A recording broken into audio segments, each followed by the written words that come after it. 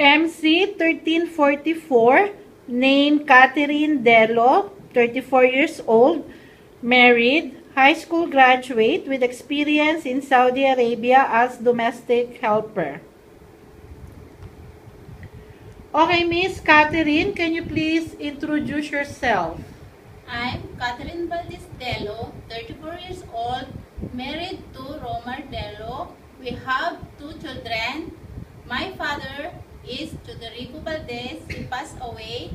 And my loving mother, housewife Alejandra Corpus. I have 4 brothers and 2 sisters.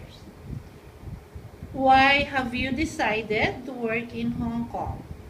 To earn money in the future of my children. Who's going to take good care of your children if you go to Hong Kong? My husband and my mother. Can you please tell us what is your experience working under the family of Abdullah Al Gandhi of Saudi Arabia? I worked with them for 3 years in 1 month. I have 1 newborn baby, 1 teenager, 6 years old, 8 and 3 years old. My duties with them, taking care of baby, cleaning, washing, ironing. Can you please tell us more regarding your experience in taking good care of a newly born baby? Bathing, changing diaper, and changing clothes. If the baby, for instance, keeps on crying non-stop and both of your employers are not at home during the day, how are you going to handle the situation?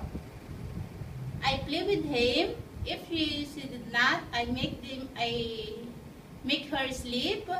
I put in my chest and dance song lullaby.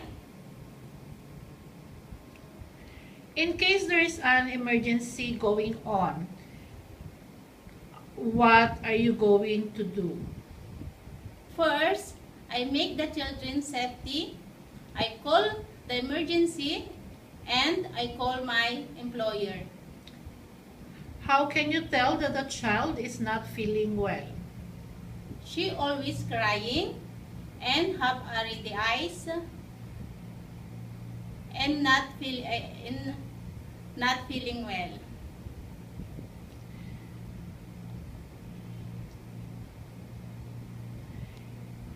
If, for example, during the day, both of your employers are working, it's only you and the kids that are being left alone at home, how are you going to spend your day alone with the kids?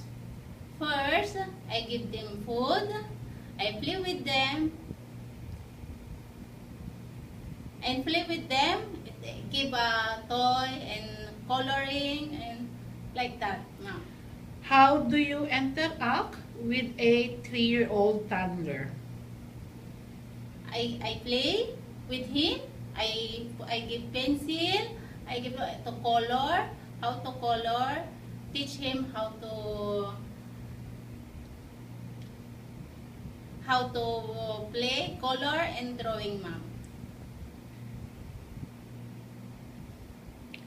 If, for example, it is your day off, then suddenly one of the kids that you are taking good care becomes sick and no one is able to help your employer, what are you going to do?